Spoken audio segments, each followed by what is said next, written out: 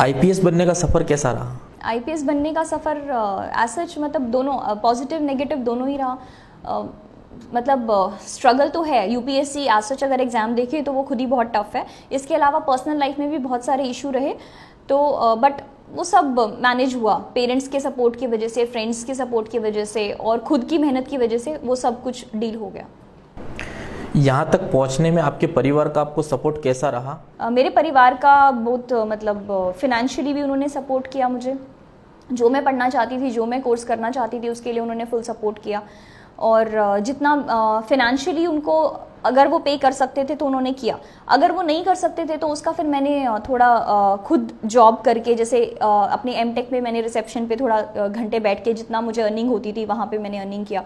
कभी कभी जैसे आप ट्यूशन्स दे सकते हैं, ऐसे ट्यूशन से थोड़ा सा अर्निंग किया। तो ऐसे करके फाइनेंशियली उन्होंने मुझे सपोर्ट किया, तो मैंने भी अपनी तरफ से जितना अर्न कर सकती थी मैं साइड बाय साइड अर्निंग किया।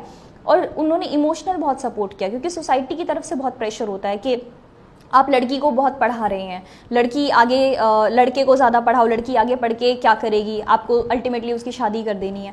तो वो सब चीज़ से बहुत डिप्रेशन होता है अगर आप सुनते हैं, और वो बहुत नेगेटिविटी होती है। तो उस चीज़ से, नेगेटिविटी से मेरे पेरेंट्स ने मुझे बहुत प्रोटेक्ट किया, इमोशनली बहुत सपोर्ट किया उन्होंने। आपने पढ़ाई मैनेजमेंट और टेक्नोलॉजी में की, फिर आपने इस फील्ड में आने का क्यों चाहा? जब मैंने मैनेजमेंट और टेक्नोलॉजी में पढ़ाई की तो उसका जो स्कोप, मतलब मेरा जो ब्रांच था वो बायोटेक्नोलॉजी था और फूड टेक्नोलॉजी, उसका स्कोप इंडिया में एज सच बहुत कम था। तो उसी स्कोप को मैं आगे लेके मैं फॉरेन कंट्री में मैंने किया जॉब। तो जर्मनी में मैं गई और कनाडा में गई, दोनों में मैंने काम करके देखा। तो मुझे इतना रियलाइज़ हुआ कि वहाँ पे मैं जो भी काम कर रही हूँ वो सिर्फ और सिर्फ वहाँ की देश की डेवलपमेंट के लिए मैं कर रही हूँ।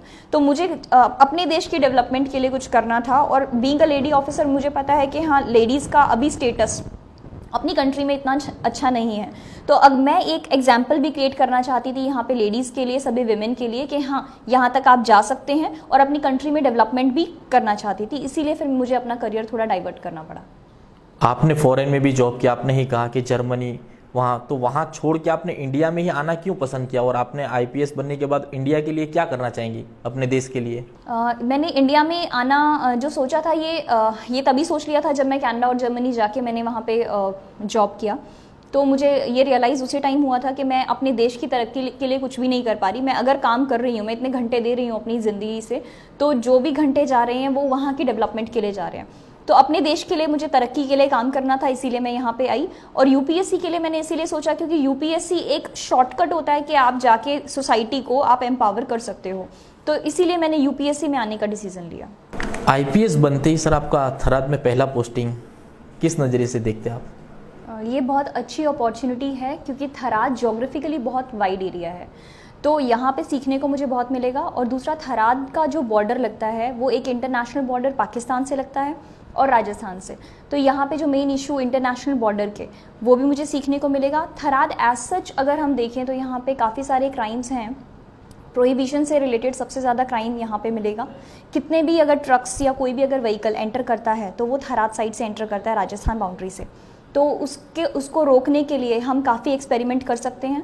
दूसरा, SC ST का यहाँ पे एट्रॉसिटीज़ के बहुत केसेस रजिस्टर होते हैं, और एरिया एज सच बहुत बैकवर्ड है, तो यहाँ पे काम करने की अपॉर्चुनिटी बहुत अच्छी है। तो जितना थराद से मुझे सीखने को मिलेगा तो उससे मुझे उतनी ही खुशी है कि मुझे थराद में मेरी फर्स्ट पोस्टिंग हुई है। और एक यहाँ पे मैं बोलूँगी कि थराद में SDPO स्टाफ में अब तक कोई महिला ऑफिसर आई नहीं है। तो ये भी मेरे लिए एक चैलेंज है कि पहली मैं महिला ऑफिसर यहाँ पे थराद में पोस्टेड हुई हूँ। इसको मैं एक अपॉर्चुनिटी की तरह लेती हूँ। थराद में पहला पोस्टिंग होने के बाद आपने किस प्रकार से, आपका काम करने का तरीका क्या है? आपने अभी तक गुनहगारों को क्या मैसेज देना चाहती है? अभी तक कौन कौन से आपने रेड किए? थराद में जब मेरा पोस्टिंग हुआ तो मुझे जो कंप्लेंट्स आई, जितने भी इश्यूज़ रहे, तो मैंने उसमें बहुत स्विफ्ट एक्शन लिया। तो जैसे अगर कोई मुझे बोलता है कि यहाँ पे दारू चल रहा है, तो उसमें मैं खुद अपने स्टाफ के साथ रेड करने के लिए जाती हूँ। दूसरा, यहाँ पे मुझे जो इन्फॉर्मेशन मिली NDPS का, नारकोटिक्स का, तो एक टेम्पल से जो यहाँ के पुजारी थे वो गांजा का पूरे थराद में सप्लाई करते थे। जैसे ही मुझे इन्फॉर्मेशन मिली, विदिन 1 आवर मैंने अपने टीम को रेडी करके और SOG को इन्फॉर्म करके उनके साथ रेड किया। और तीसरा जो प्रोस्टिट्यूशन हाउस पे का जो लास्ट के 4-5 ईयर्स से चल रहा था, तो उसके लिए मैंने खुद अपने स्टाफ के साथ रेड किया। तो अगर मेरे पास कोई सीरियस कंप्लेंट आती है तो उसको मैं खुद पर्सनली अपने स्टाफ के साथ जाके रेड करती हूँ और डील करती हूँ। तो मेरा काम करने का तरीका है कि आप अगर मुझे कुछ भी इन्फॉर्मेशन देंगे, पहले तो मैं पब्लिक के साथ बहुत फ्रेंडली हूँ, तो पब्लिक मुझसे आके कभी भी मिल सकती है, कोई भी इन्फॉर्मेशन दे सकती है। और अगर मुझे किसी भी इन्फॉर्मेशन का एग्जैक्ट मुझे प्लान वर्कआउट करना है तो मैं अपने स्टाफ को इन्फॉर्म करती हूँ कि ऐसा इशू है, और हम सब स्टाफ मिलके प्लान करते हैं और फिर उसका एक्शन करते हैं। पिछले दिनों में आपने एक जिस्म फरोशी के धंधे का एक पर्दाफाश किया था, उसको आपने सक्सेस रेट बनाया, उसमें आपको क्या दिक्कत हुई और किस तरह उस रेट सक्सेस गई? जो ये प्रोस्टिट्यूशन हाउस जो चल रहा था जिसको रेड किया, इनका जो मॉडस ऑपरेंडी था वो बहुत कॉम्प्लिकेटेड था कि ये फ़ोन से ही इन्फॉर्म करते हैं और फ़ोन से कस्टमर को भी बुलाते हैं, और अगर कोई लड़कियां किसी को बाहर से बुलाना है तो भी इनका व्हाट्सएप कॉल से चलता है। तो CDR से और जस्ट अगर हम इन पे वॉच रखें तो उससे बहुत इम्पॉसिबल था।